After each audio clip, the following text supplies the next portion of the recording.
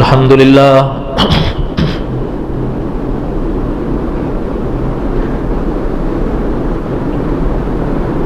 अल्हम्दुलिल्लाहि हम्दन कसीरन तय्यिबन कमा अमर।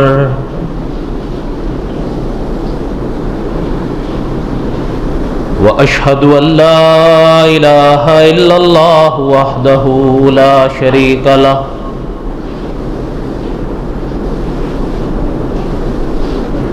व अशहदु अन्न सय्यदना व सनदना व मौलाना मुहम्मदन अब्दुहु व रसूलुहु।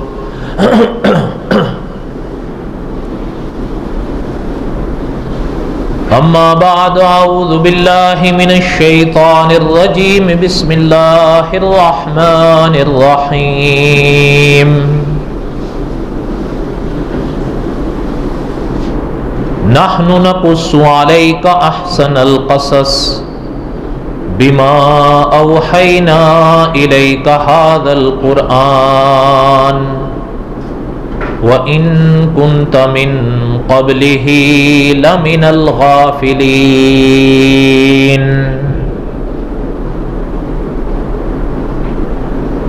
सदक़ल्लाहुल अज़ीम व बल्लगना रसूलुहुन नबियुल करीम व नहनु अला ज़ालिक लमिनश शाहिदीन वश्शाकिरीन वल्हम्दुलिल्लाहि रब्बिल आलमीन। अल्लाहुम्मा सल्लि अला मुहम्मदिन व अला आलि मुहम्मद कमा सल्लैता अला इब्राहीम व अला आलि इब्राहीम इन्नका हमीदुम मजीद। अल्लाहुम्मा बारिक अला मुहम्मदिन व अला आलि मुहम्मद कमा बारकता अला इब्राहीम व अला आलि इब्राहीम इन्नका हमीदुम मजीद।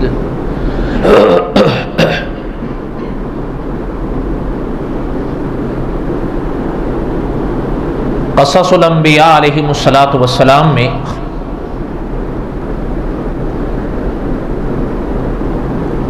हम हज़रत सालेह अलैहिस्सलातु वस्सलाम के वाक़यात पढ़ रहे थे।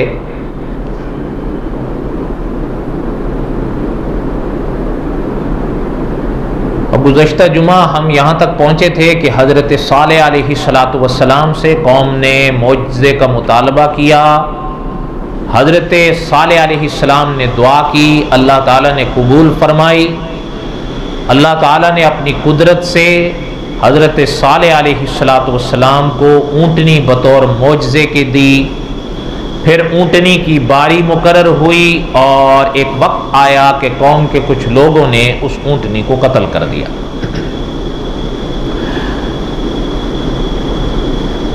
जब बात यहाँ तक पहुँची, हज़रत सालेह अलैहिस्सलातु वस्सलाम को जब इत्ला मिली तो हज़रत तशरीफ़ लाए। तो ऊँटनी को की जो हालत देखी हज़रत ने, तो किताबों में लिखा है कि हज़रत की आंखें भी भर आईं और हज़रत सालेह अलैहिस्सलातु वस्सलाम ने फरमाया कि जिस बात का खौफ था वही किया तुम लोगों ने। जब ये किया है तो अब खुदा के अजाब, खुदा के कहर का इंतज़ार करो, तुम्हें सिर्फ 3 दिन की मोहलत है।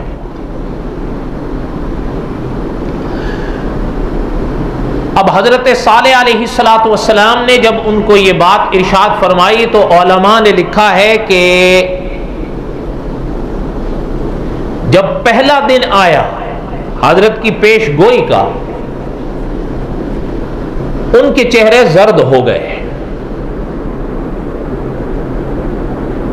हज़रत सालेह अलैहिस्सलातु वस्सलाम को मानने वाले थोड़े थे, ना मानने वाले ज्यादा थे।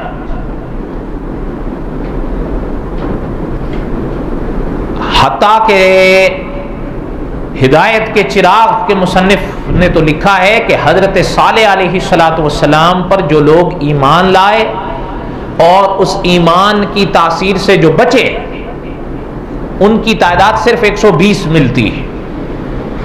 बाज़ हज़रात ने अदद इससे ज़्यादा लिखा है।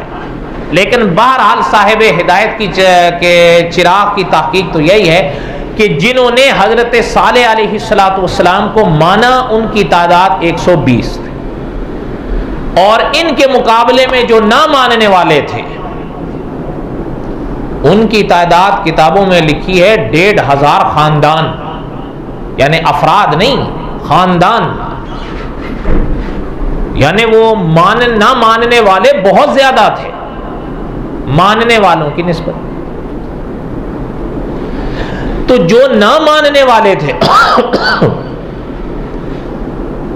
उनके बारे में उलमा ने लिखा है कि सबसे पहला दिन जब वो खुदा के कहर का उन पर आया तो उनके चेहरे पीले हो गए, सर, वो पूरा दिन ऐसे ही गुजरा।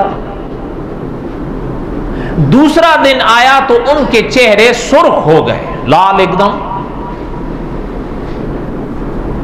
अच्छा, जब तीसरा दिन आया तो उनके चेहरे बिल्कुल स्याह हो गए, काले। और फिर वो रात आई जो उनकी जिंदगी की आखिरी रात थी।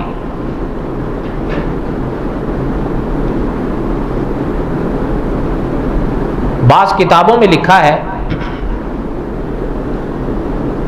गालिबन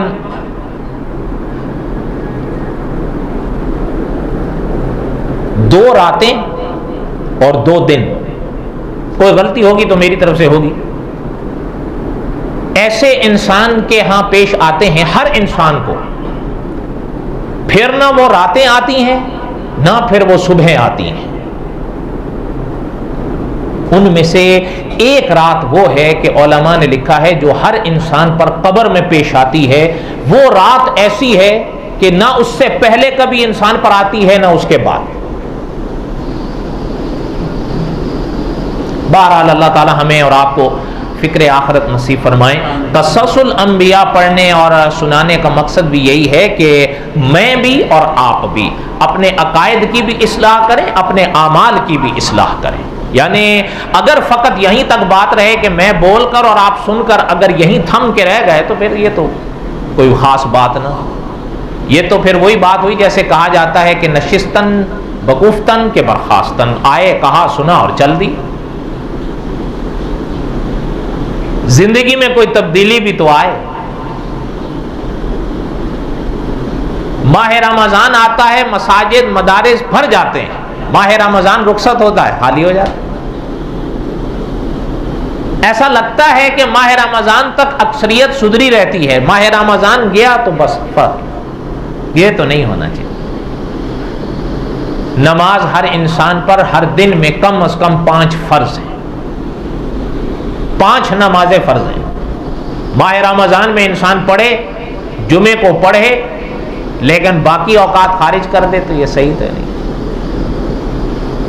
बहरहाल फरमाया जब वो आखिरी रात आई उनकी, जो उनकी जिंदगी की आखिरी रात थी,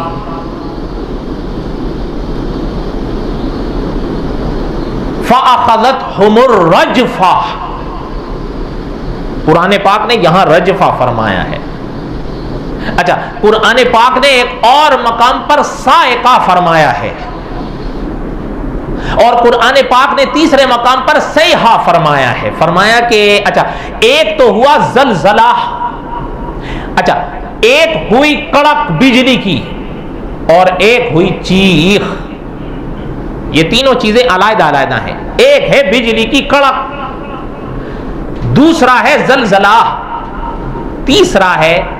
तीसरी है चीख। अब सवाल पैदा हुआ कि कुरान पाक ने जब 3 मुकामात पर अलग-अलग चीजों को बयान फरमाया कि बिजली, जलजला और चीख, मैं आपसे पूछता हूं ये तीनों एक चीजें हैं या अलग-अलग हैं? अलग-अलग हैं। बिजली अलग है, जलजला अलग है और चीख अलग है। लेकिन उलमा ने फरमाया कि इसमें कोई तारुज़ की बात नहीं है, टकराव की बात नहीं है, बल्कि ये तीनों अजाब उन पर अल्लाह ने जमा कर दिए थे। साइका भी आया, रजफा भी आया और सैहा भी आया। फ़अख़ज़तहुमुर रजफ़ा, यहां अल्लाह ने रजफे का जिक्र फरमाया, दूसरे मकाम पर दूसरे का, तीसरे मकाम पर तीसरे का। फ़अस्बहू फ़ी दारिहिम जासिमीन। अपने घरों में जब वो ऐसे पड़े हुए थे, दम निकले हुए, कि जैसे खजूरों के कटे हुए टुंड पड़े हुए होते हैं। और दूसरे उलमा ने अपने मुकाम पर इसकी तफसीर लिखी है ना कि जब पहले जलजला आया ना, जलजला, तो जलजला आया तो गिरे तो ये घुटने जमीन पर उनके पहले लगे, और घुटने लगने के बाद फिर उनका वजूद लगा। जाहिर है उनका वजूद ये आपके और हमारे जितना हुजम नहीं था उनके वजूद का। वो तो एक, वो क्या कहते हैं, हैकल का है, वो कद ही कुछ और थे। उनके बड़े कद, यानी पुराने अकवाम के कद, उनकी उम्रें बहुत होती थी। अब तो आपके हमारे यानी कद घटते घटते घटते और उम्रें घटते घटते इतनी रह गई।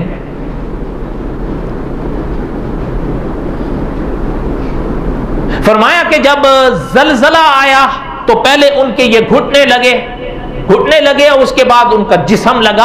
जब जिस्म लगा है ना, तो अब कुरान पाक फ़अस्बहू फ़ी दारिहिम जासिमीन, और फिर कुरान पाक की ही रोशनी में उलमा ने दूसरे मुकाम पर फरमाया कि जिस वक्त उनके ये घुटने लगे और उनका वजूद जमीन पर लगा, एक चीख आई, और वो चीख इतनी जोरावर थी कि उनके जिगर ही पारा पारा कर दिए उसने।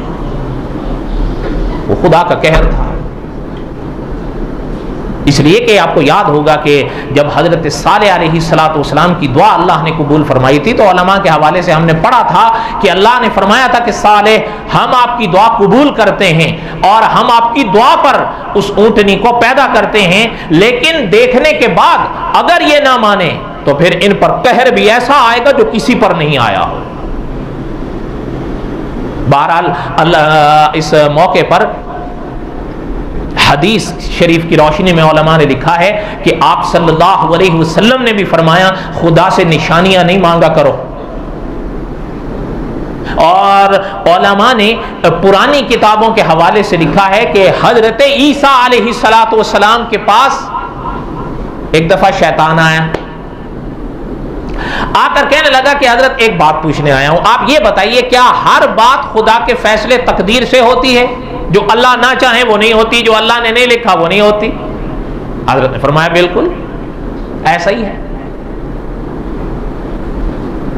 तो उलमा ने लिखा है कि हजरत ईसा अलैहिस्सलाम की बात सुनकर कहने लगा, फिर ऐसा करें ना, आप एक पहाड़ पर चढ़ जाएं और वहां से छलांग लगा दें। अगर अल्लाह को मंजूर नहीं होगा तो आपको कुछ भी नहीं होगा। उसकी बात समझ में आई? उलमा ने लिखा है कि अब आगे भी तो हजरत ईसा अलैहिस्सलाम थे ना। हजरत ईसा अलैहिस्सलाम का जो जवाब उलमा ने लिखा है वो आबे ज़र से लिखने के काबिल है। हजरत ईसा अलैहिस्सलाम ने फरमाया कि सुनो कि अल्लाह ताला अपने बंदों की आजमाइश करता है, बंदे को कभी खुदा की आजमाइश नहीं करनी चाहिए। पैगंबर तो पैगंबर होते हैं, ये तो बहरहाल खुदा की मखलूक में अल्लाह ताला ने अपनी मखलूकात में जो मुकाम अंबिया को दिया है किसी को नहीं दिया है हर लिहाज से। यानी उलमा ने इसकी शरह लिखी है कि मुकाम का यहाँ क्या माना, फरमाया रुतबे के लिहाज से, इज्जत के लिहाज से, आवाज के लिहाज से, अखलाक के लिहाज से, हुसन के लिहाज से, हौसले के लिहाज से, इल्म के लिहाज से, अमल के लिहाज से, किसी भी लिहाज से खुदा के पैगंबर से बढ़कर कोई नहीं हो सकता। बादस खुदा बुजुर्ग तुई किस्सा मुख्तसर, खुदा के बाद अगर अल्लाह ने शाने किसी को दी हैं, खुदा के ने अपने नबियों को दी हैं। और इंसान खुदा के नबियों के आईने में ही अपने आप को सुधार सकता है, चाहे अकायद हो चाहे आमाल हो। और एक चीज चलते चलते ये भी सुन लें, शेखुल अरब वल अजम ने बड़े अजीब अल्फाज इस्तेमाल फरमाए हैं कससुल अंबिया में ही। फरमाया कि जिन खुदा के नेक बंदों को खुदा के नबियों की सोहबत मिली है ना, उन खुदा के नेक बंदों के अकीदे पहाड़ों से भी ज्यादा मजबूत थे। अंबिया की सोहबतें तो और बहरहाल खैर हम दूसरी तरफ निकल जाएंगे। कहने का मकसद ये था कि जब उनके ऊपर ये अजाब आया, अब धरे के धरे रह गए अपने घरों में और जहां पड़े थे। और ये भी जहन में आप रखें कि ये नहीं कि वो थोड़े से, पहले मैंने अर्ज किया कि उनकी तादाद अफराद के लिहाज से नहीं, खानदानों के लिहाज से कितनी बताई है? बाद उलमा ने उसका यह भी फरमाया कम अज कम उनका जो इलाका था ना वो 400 मील के लगभग था। बाद ने फरमाया 300 से 400 मील तक फैला हुआ था। इतनी बड़ी आबादी थी उस जमाने में। ये आबादी थोड़ी नहीं थी। क्यों? अभी आपकी हमारी आबादी बहुत है, उस जमाने में इतनी आबादियां तो नहीं होती थी। अगर उस वक्त ये आबादी थी तो वो बहुत बड़ी आबादी थी। फतवल्ला अन्हुम वक़ाल या कौम लक़द अबलग़्तुकुम रिसालत रब्बी व नसहतु लकुम। अब हजरत सालेह अलैहिस्सलातु वस्सलाम सवेरे उठकर तशरीफ लाए। बाद अकाबिर ने फरमाया अब हजरत सालेह अलैहिस्सलातु वस्सलाम ने उस इलाके से हिजरत फरमानी थी। जब बाहर तशरीफ लाए अपने मानने वालों के साथ गुजरने के लिए, तो देखा कि कुछ तो घरों में मरे पड़े हैं और कुछ की लाशें बाहर पड़ी हुई थी। जहां जो था वो मर गया, ढेर हो गया।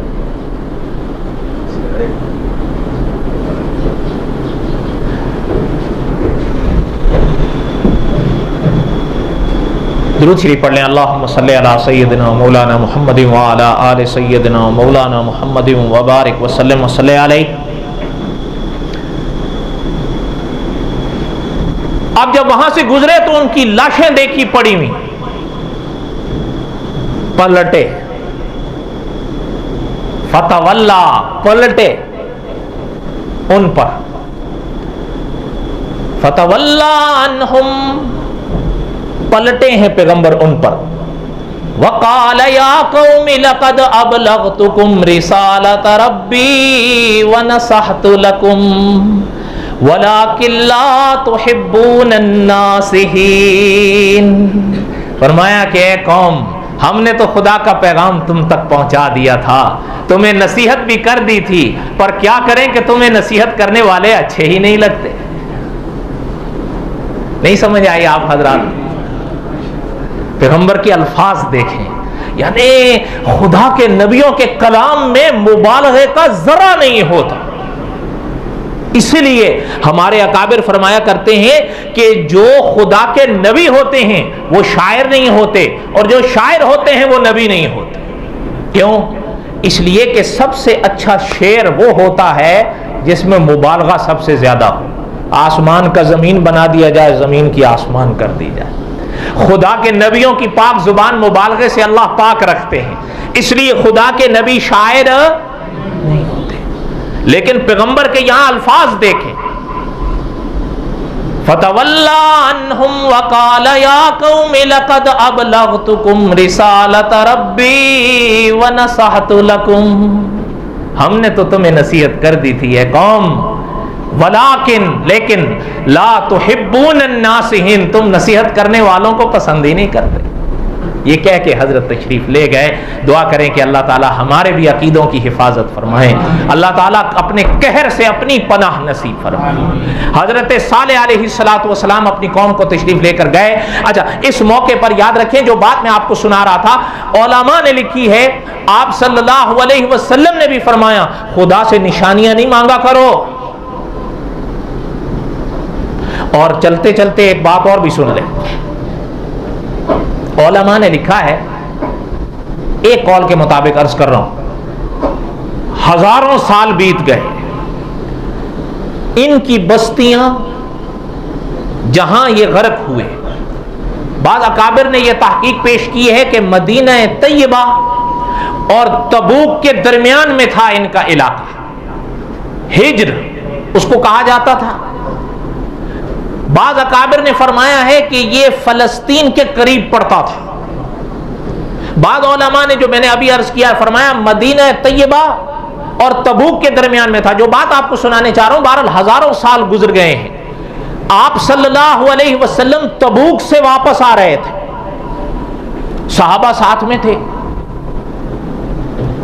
अच्छा, ये भी बड़ी बात है, आप सल्लल्लाहु अलैहि वसल्लम कई दिन वहां रहे तबूक में। अभी तबूक का वाकया बयान करना मेरा मकसद नहीं, जब वहां पर हम पहुंचेंगे इंशाल्लाह तो पढ़ेंगे। लेकिन जहां आप सल्लल्लाहु अलैहि वसल्लम रुके थे ना तबूक में, वहां अब एक मस्जिद है, उसे मस्जिद रसूल कहते हैं।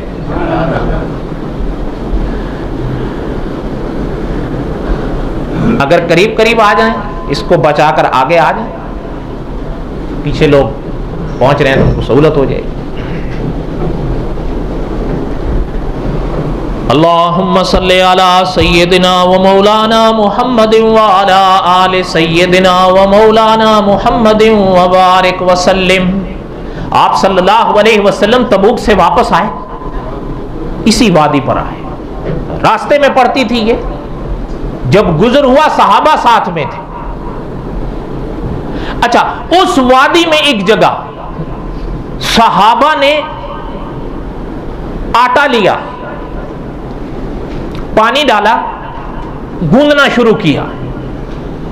जब आप सल्लल्लाहु अलैहि वसल्लम को इत्तला मिली तो आप सल्लल्लाहु अलैहि वसल्लम ने फरमाया कि पानी को बहा दो, जो आटा गूंदा है उसको भले जानवरों को खिला दो, खुद नहीं खाओ। और हुजूर ने फरमाया कि यहां से चलो, ये खुदा के कहर की जगह है, यहां नहीं रहो। और बकायदा जब कुछ लोग वहां नजर आए ना तो आप सल्लल्लाहु अलैहि वसल्लम ने उन तमाम को इकट्ठा किया और हुजूर ने फरमाया कि ये सैरो तफरीक, ये ऐसी जगह है, ये फकत भूलने का मुकाम नहीं। माना उलमा ने लिखा, फरमाया ये इबरत की जा है। हुजूर ने फरमाया आजिज़ी से यहां से गुजर जाओ। और पता है उलमा ने लिखा है कि वो एक तवील सिलसिला है। आज भी अगर आप वहां जाकर खड़े हो जाए ना, देखें ना, तो जैसे मैंने अभी पहले अर्ज किया था ना कि जलजला उन पर जो आया था, तो उलमा ने लिखा है कि उस वादी में खड़े होकर आज भी हजारों साल के बाद भी अगर आप उन पहाड़ों पर नजर डालें तो पता चलता है कि पहाड़ों को किसी ने काश काश करके अलग किया है। आज भी एक तरह की नहूसत है, खुदा के कहर की वो जगह है। बल्कि आप सल्लल्लाहु अलैहि वसल्लम ने सहाबा से फरमाया आजिज़ी के साथ इस जगह से गुजर जाओ, यहां नहीं रहो। उलमा ने लिखा है ताइफ आप सल्लल्लाहु अलैहि वसल्लम का जाना हुआ, ये भी बड़ा अजीब मुकाम रहा। ताइफ, बहरहाल आपने सुन ही रखा होगा, आप सल्लल्लाहु अलैहि वसल्लम इब्तिदा में ताइफ वालों के पास गए थे उनको समझाने। उन्होंने आप सल्लल्लाहु अलैहि वसल्लम को इतना मारा कि उलमा ने लिखा है आप सल्लल्लाहु अलैहि वसल्लम के पाक नालैन भी खून से तरबतर हो गए। और खुद हुजूर ने फरमाया हजरत आयशा से कि आयशा वो ताइफ वाला दिन, रजी अल्लाह ताला अन्हा, फरमाया वो ताइफ वाला दिन हम पर बहुत सख्त गुजरा है। उन्होंने लड़के इसी तरह के गुंडे किस्म के हमारे पीछे लगा दिए, वो पत्थरों से मारते थे, जो उनके बस में आता था मारते थे, और इतना शदीद मारा कि खून बहने लगा। थकावट की वजह से एक जगह से बैठा तो यहां हाथ दे के वापस खड़ा कर दिया। फरमाया वो दिन बड़ा सख्त था। तो बहरहाल वो तो खैर अपने मकाम का दूसरा अपना मरहला है, लेकिन ये बात भी याद रखें कि अल्लाहुम्मा सल्ली अला रुखसार मुहम्मदिन, कि जब उस मौके पर उलमा ने लिखा है, ये तो जब हम सीरत में पहुंचेंगे इंशाल्लाह तो फिर पढ़ेंगे, या हजरत यूनुस अलैहिस्सलातु वस्सलाम के वाकयात में पढ़ेंगे, लेकिन ये जरूर सुने कि उलमा ने लिखा है कि खुदा के फरिश्ते आका सल्लल्लाहु अलैहि वसल्लम के पास उस मरहले पर आए जब हुजूर ने एक जगह टेक लगाई तो खुदा के फरिश्ता आया, उलमा ने लिखा है, और फरमाया कि आका अल्लाह फरमाते हैं कि आप पर हमारे सलाम हो, और ये पहाड़ का फरिश्ता अल्लाह ने भेजा है, अगर आप हुक्म दें तो ये खुदा का फरिश्ता पहाड़ों को हुक्म देकर इस कौम को पीस कर रख दे, आपके हुक्म का मुंतजिर है। तो खुद सीरत के उलमा ने लिखा है कि आका सल्लल्लाहु अलैहि वसल्लम ने फरमाया नहीं, अल्लाहुम्मा हदी कौमी फइन्नहुम ला यालमून, अल्लाह इनको हिदायत दे दे, ये नहीं जानते मैं कौन, आज ये नहीं मानते, इनकी नस्लें आएंगी माने, और आई या नहीं आई। तो बहरहाल हुजूर सल्लल्लाहु अलैहि वसल्लम ताइफ से वापस आ रहे थे, एक कब्र से गुजर हुआ, आप यकीन करें हजारों, हजरत सालेह अलैहिस्सलातु वस्सलाम और आका सल्लल्लाहु अलैहि वसल्लम के दरमियान में हजारों साल का फासला है। एक कब्र से हुजूर का सहाबा का गुजर हुआ, लोग उस कब्र पर पत्थर मार रहे थे। क्या मार रहे थे? सहाबा भी हैरान हो गए।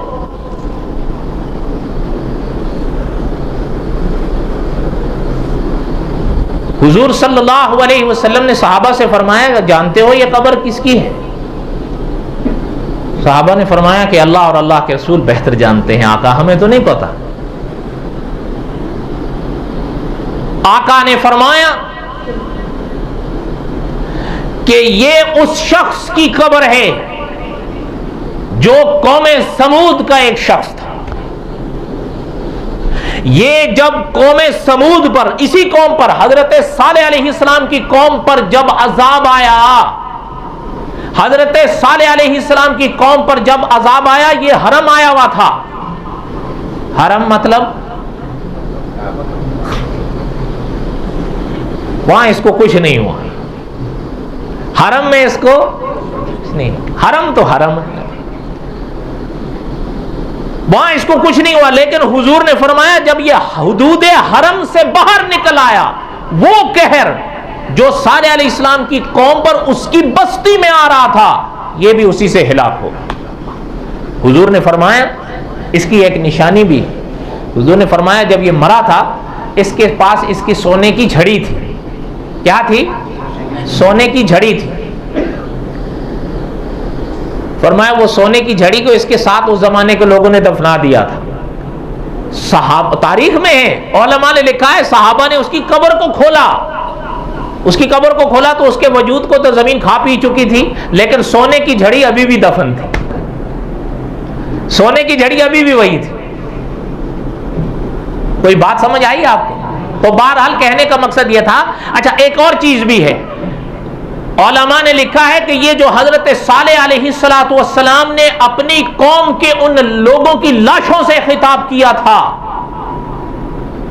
इसकी मिसाल आप सल्लल्लाहु अलैहि वसल्लम की जिंदगी में भी है। जब हुजूर ने बदर के मैदान में मुशरिकों से खिताब फरमाया था, बदर के जिहाद के बाद, हजरत उमर भी हैरान हो गए। हजरत उमर हुजूर के पास आए, फरमाया आका ये आपकी सुन रहे हैं? मेरे साथ अगर कह दो ये आपकी। आप सल्लल्लाहु अलैहि वसल्लम ने फरमाया, उमर रजी अल्लाह तआला, फरमाया ये आपसे ज्यादा सुन रहे हैं लेकिन अब जवाब नहीं दे सकते। इसलिए हजरत सालेह अलैहिस्सलातु वस्सलाम ने जो उन लाशों से खिताब फरमाया तो कोई ताज्जुब की बात नहीं है। इस पर तो एक बड़ी लंबी चौड़ी बहस छेड़ी जाती है ना, आपने भी सुना होगा कि जी मुर्दे सुनते हैं या नहीं। सुनी है ये बहस कभी आपने?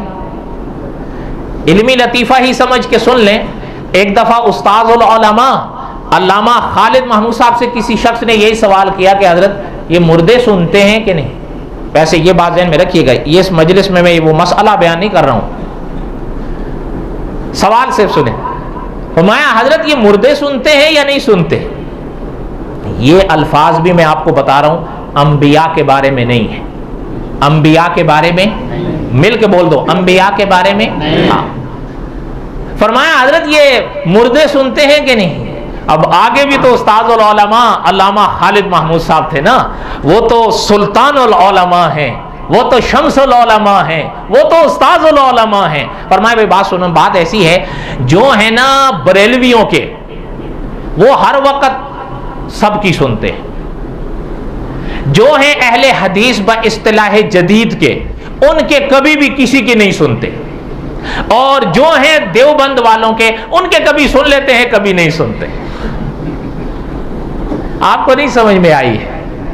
ये बड़ों की बातें ऊपर से गुजरती हैं आप हजरात के। और वैसे भी माशाल्लाह हमारा यहाँ का जो मजमा है ना, वो तो क्यास कुन ज़गुलिस्तान मन बहार मुरा है। इसलिए आपके सब 5 साल बाद भी अल्लामा खालिद महमूद साहब का ये जुमला आपको ना समझ में आए तो हम सिवाय इन्ना लिल्लाह के और पढ़ ही क्या सकते हैं। मेरा एक दोस्त कहता है यार इन्ना लिल्लाह बहुत पढ़ता है, ये इन्ना लिल्लाह ना पढ़ूं तो क्या पढ़ूं, सुभान अल्लाह पढ़ूं। आपको तो शायद याद नहीं होंगे, कारी अब्दुल हई आबिद साहब ये अक्सर पढ़ा करते थे। बहरहाल उलमा ने फरमाया कि हजरत सालेह अलैहिस्सलातु वस्सलाम ने जो उनसे खिताब फरमाया ये बेमाना नहीं है। पैगंबर की कोई अदा बेमाना नहीं होती। ये कैसे हो सकता है? लेकिन बहरहाल ये मजलिस उस मकाम के बयान करने की नहीं है, लेकिन उलमा ने इस पर मुस्तकिल किताबें लिखी हैं। जैसे कि आपके और हमारे मुल्क में इमाम अहले सुन्नत मौलाना सरफराज साहब रहमतुल्लाह अलैह गुजरे हैं। हमारे दुआ करें अल्लाह ताला हमारे मुल्क को सलामत रखें। हमारे मुल्क में तो ऐसे ऐसे उलमा आए हैं कि हकीकत यह है कि सदियों में उनकी मिसालें नहीं मिलती। और ये भी आप कभी भी मीडिया के प्रोपेगेंडे से मुतासिर ना हो कि वो सब गुजर गए, वो अब भी हैं और इंशाअल्लाह क़यामत तक रहेंगे। उसकी पता वजह क्या है? आप सल्लल्लाहु अलैहि वसल्लम का फरमान है अल उलमा वरसतुल अंबिया, के उलमा अंबिया के वारिस हैं। उस्ताजुल उलमा अल्लामा खालिद महमूद साहब ने लिखा है, ये अकीदा है हुजूर की नबुव्वत क़यामत तक, हुजूर की विरासत क़यामत तक, तो फिर हुजूर के वरसा भी क़यामत तक। ये कैसे हो सकता है कि नहीं जी खत्म हो गए? ना, कैसे खत्म हो सकते हैं जब अल्लाह ताला के नबी ने फरमाया कि अल उलमा वरसतुल अंबिया अलैहिमुस्सलातु वस्सलाम। अब खैर कहने का मकसद ये था कि हाँ रह गया मसला। देखें आप जो कहा करते हैं ना, अक्सर आपको शिकायत रहती है कि जी ये तो फलां फलां और फलां फलां। देखें हर अक्सर आपका और हमारा भी तजुर्बा होगा, खरा और खोटा सुना है या नहीं सुना? नोट हमेशा असली होते हैं या नकली भी होते हैं? दवाएं हमेशा असली होती हैं या नकली भी होती हैं? अच्छा, जब ये चीज अगर आप थोड़ी सी ज़हन में रख लेना कि जब इस दुनिया की राहों में आप और हम चलते हैं तो हमें वास्ता कहीं असली नोटों से पड़ेगा, कहीं नकली नोटों से पड़ेगा, कहीं असली दवाओं से पड़ेगा, कहीं नकली दवाओं से पड़ेगा। तो जब हम दुनिया की राहों में इम्तियाज कर लेते हैं तो फिर हमें उलमा की राहों में भी इम्तियाज करना चाहिए या नहीं करना चाहिए? और होता है, ये याद रखिए। बड़े एक यानी आपको तो खैर बहरहाल याद हो या ना हो, एक पुराने दौर की बात है, हमारे यहाँ एक आलिम गुजरे, वो अक्सर इस मौके पर एक शेर पढ़ा करते थे, लिबासे खिज्र में फिरते हैं हजारों रहजन। खिज्र कौन थे? हजरत खिज्र कौन थे? इन्हीं के बारे में ये बहस चलती है ना कि वो अभी जिंदा हैं या नहीं। ये बहस इनके बारे में बड़ी मशहूर है। ये तो चले इंशाल्लाह क़ससुल अंबिया में अपने मकाम पर आएगा मसला। कहने का मकसद ये है, उनके ज़माने में भी ये लोग ये शिकायत किया करते थे कि हजरत समझ में नहीं आती कि ये खरा या वो खरा, ये खोटा या वो खोटा। तो वो जिन आलिम की बात बता रहा हूँ वो अक्सर ये शेर सुनाया करते थे अपने बयानात की रोशनी में, लिबासे खिज्र में फिरते हैं हजारों रहजन। इसका अगला मिसरा क्या है? ये इंशाल्लाह आइंदा आओगे तो फिर सुनाऊंगा, ठीक है? फिर महीने बाद सुना देंगे इंशाल्लाह। लिबासे खिज्र में फिरते हैं हजारों रहजन, इस दुनिया में जीना है तो पहचान पैदा कर। इस दुनिया में जीना है तो जिस तरह नोटों के बारे में करते हैं, दवाओं के बारे में करते हैं, अतिब्बा के बारे में करते हैं, वकला के बारे में करते हैं, तो उलमा के बारे में भी करना है। और ये होता है। और आप सल्लल्लाहु अलैहि वसल्लम की उम्मत में खैर बहरहाल जो बात बता रहा था कि मौलाना सरफराज साहब रहमतुल्लाह अलैह ने एक किताब लिखी तस्कीनुस सुदूर, उसमें हजरत ने इस मसले को बड़ा मुनक्का किया है। करीब 450 सफ़े की यह किताब है। उसमें हजरत ने यह मसला 2 और 2-4 की तरह समझा दिया है। ये जो बहस की जाती है कि जी मुर्दे सुनते हैं कि नहीं, या जैसे हजरत सालेह अलैहिस्सलाम का ये खिताब पढ़ते हैं तो फिर ये बहस उठती है, या बदर के वाक़यात पढ़ते हैं तो आप सल्लल्लाहु अलैहि वसल्लम ने जब मुशरिकों से खिताब फरमाया तो फिर ये बहस छिड़ी।